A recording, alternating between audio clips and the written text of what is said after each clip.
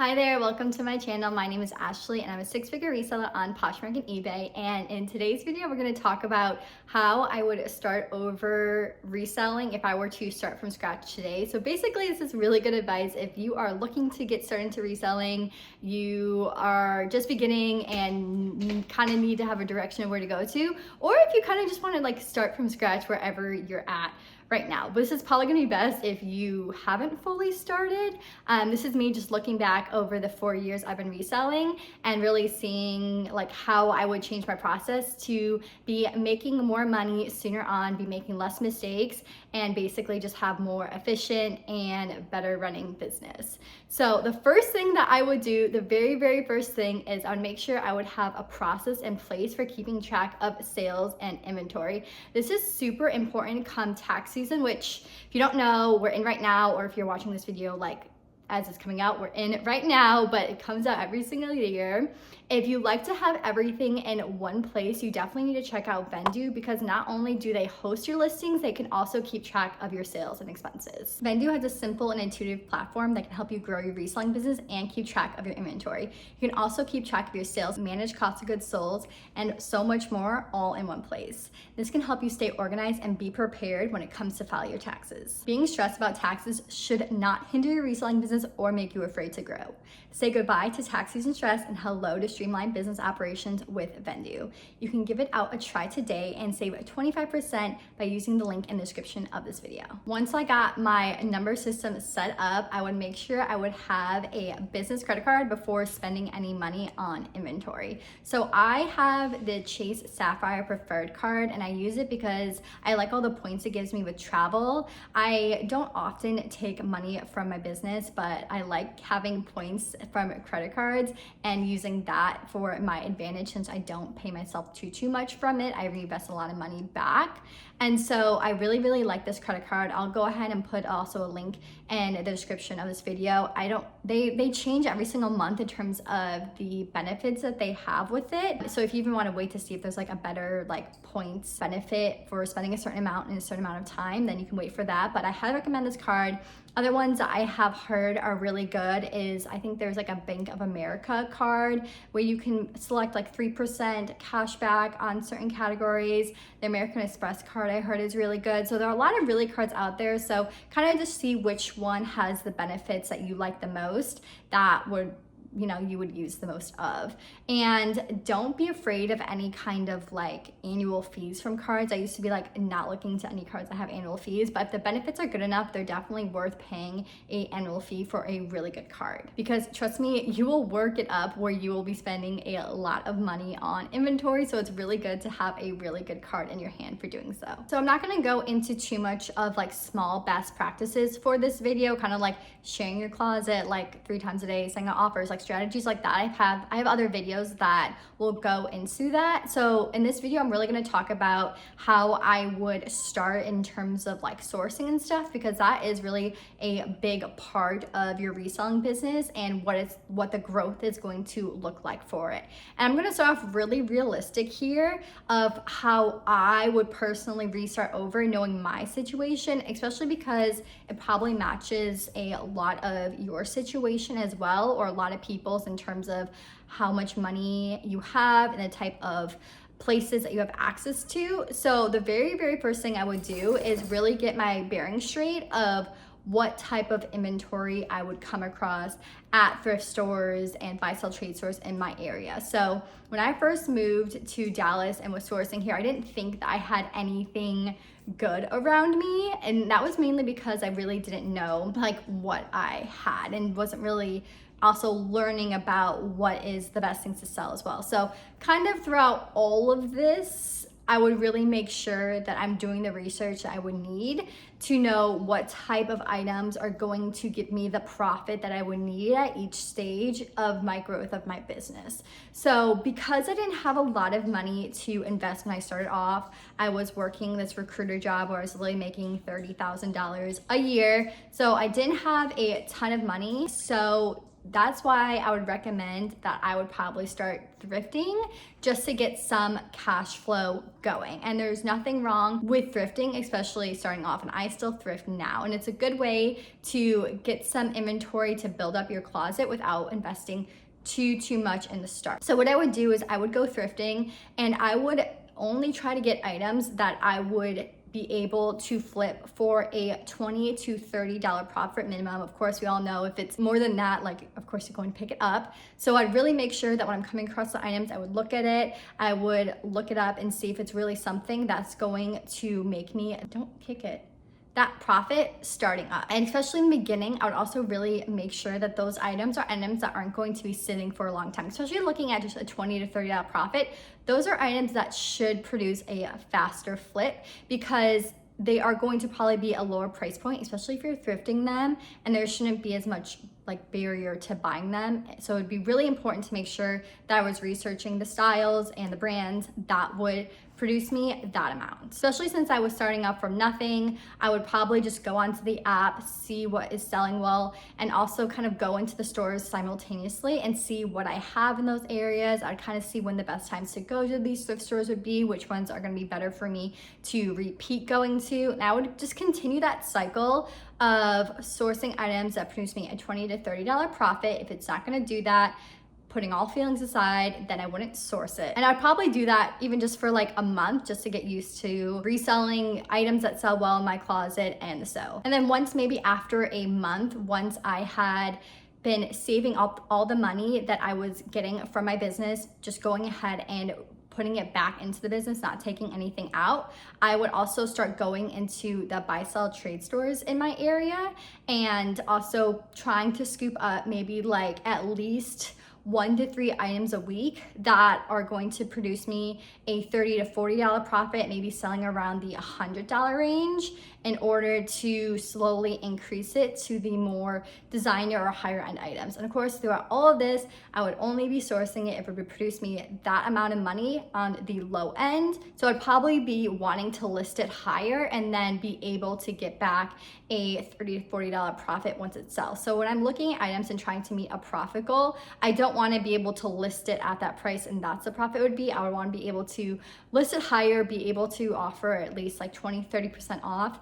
That way, worst case scenario, I will get closer to the profit that I desire, and anything more is also bonus there. So the goal with all of this would be to continue to build up the reputation of my closet while still providing good quality items. The goal isn't just to flip from, you know, not as well selling, more less desirable items and then just make a major flip to designer items. I would still always want to be known for having good items at decent pricing and items that people want to buy, so they want to keep coming back to my closet, not just like the everyday type of stuff. So after about 3 months of doing this, I would try to transition more toward the buy sell trade stores. And this is especially more so knowing my situation. I'll go into a little bit if I didn't have the type of inventory local in my area, but I would go ahead and I would try to transition more to the buy sell trade stores, where that is mainly where I'm focusing, and then dwindle down on the thrift store. Still doing a little bit of both so that I have a good sense of cash flow going, still finding those great items throughout it. But that would get me to a point where I'm more comfortable with paying a little bit more. And then around maybe 4 months, once I had a little bit understanding of reselling, was following people where I can keep gaining knowledge from, then I would probably start online sourcing or dipping my toes into it. Once I had a ton of great cash flow and could online source earlier, then maybe I would, maybe around month 2 or 3, but I feel like 4 months is a safe spot just because you gain a little bit more self-confidence in your business and yourself and sourcing items and knowing what's gonna source well for you, that you're not just spending a ton of money and making mistakes because you're just kind of winging it and risking it with the type of items that you're selling. So I would probably start online sourcing or dabbling into it, getting used to the different sites in terms of sourcing, and really try to make it just maybe once a week if that I'm sourcing something from online, just so I can have a good understanding of how it all works without spending too much money if my cash flow isn't there. Again, throughout all this, I would be making sure that I'm trying to source the items that are selling well in my closet. I wouldn't try to go out for things that I don't know about or I don't fully know if it's going to make a great profit if I've never sold it before or can't find enough solid information on it. So about 80% of my closet, I would really make sure are items that I know about and can sell. And about 20% of the time, I would take those risks and really see if it's something that I can flip well, if it is something that I don't know well enough about. And sometimes, especially in the beginning, there can be data on the internet, but if you've never sold it before, you really don't know how it's gonna perform, or you'll look at numbers and you think you know how it's gonna perform, but maybe how you read the market isn't quite there yet. And so it's a little bit harder for you to distinguish if an item really is going to sell as well as it's going to. Now, I really enjoy thrifting in person and such, but of course, there's not always tons of great stuff in person, especially depending on where you live. So by the 6-month mark, I would say I would try to go sourcing in person 1 to 2 times a week and then be sourcing online for the rest of the time. Now let's say, going back to the beginning, I now lived in a place that had absolute garbage for sourcing. What I would end up doing still is I would probably thrift. Let's say there's like no buy, sell, trade stores. I would still thrift for the first month and still build up what I have in my closet. And so I can still be listing consistently, maybe even just 3 times a day. And then maybe in the 3rd week, 4th week, I would start dabbling into online sourcing, but really only source maybe 1 to 2 items and really look for items within like only spending like $30 to $40 per item, even if it's just gonna make you a $30 to $40 profit on there, or even less, just so that you can be sourcing those type of items. Because let's say still you are spending $40 on an item and it's gonna even make you a $30 profit. Spending $40, let's say, even if you're tight on money, it sounds like a lot, but would you rather spend 1 item on pay $40 and make $30, or would you rather go to the thrift store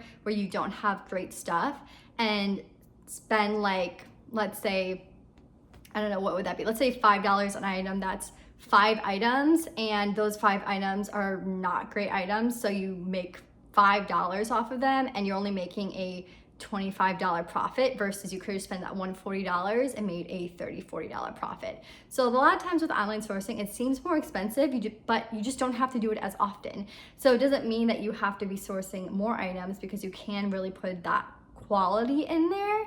And so that is the best way to look at online sourcing, especially if you don't have the type of capital there, because it seems like you could be spending more capital, which is the case if you end up buying a lot of items, but you can just not buy as many items and still make the profit that you want. So that is another way that you can do it and look at it. Now, again, you might say, then why wouldn't you just do that always, no matter what you have in person and stuff? But this is, again, me just going back into how I would personally start from scratch, because I do like sourcing in person at times.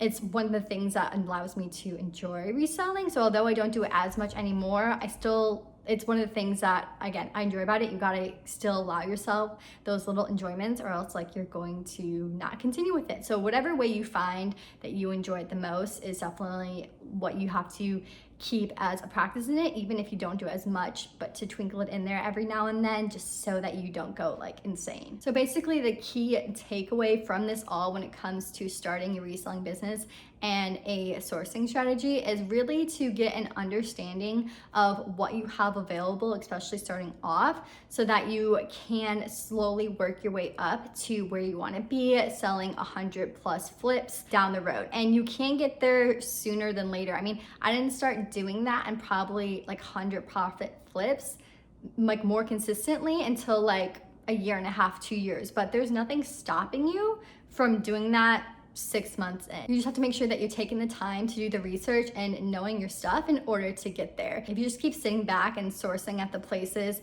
that you are presented with and you're not learning from it and you're not actively working your way on growing, then you will never get to that point. And I have a ton of different resources that can get you there to help you sourcing. And again, they're just resources that you can opt into if you just want to go ahead and do on your own. It may take longer, but it is definitely possible to still do that on your own. I did it on my own. So So if I can do it, you can do it too. I don't have like an insane wealth of knowledge when it comes to fashion, to things that are trending. I just know how to look at the information that I have and how to learn from it. And that if you have that, then you can definitely succeed in this business. One thing I did way too much of when I first started out was sourcing things thinking that it was either expensive, that I can make a lot of money from it, when really it would just sit for a very, very long time. And eventually I just had to get rid of it for a lot less than I expected. So starting off, it's going to be a lot better. And even like continuously now, it's just a lot better that you are sourcing things that are consistently selling well, that you are confident are going to sell well,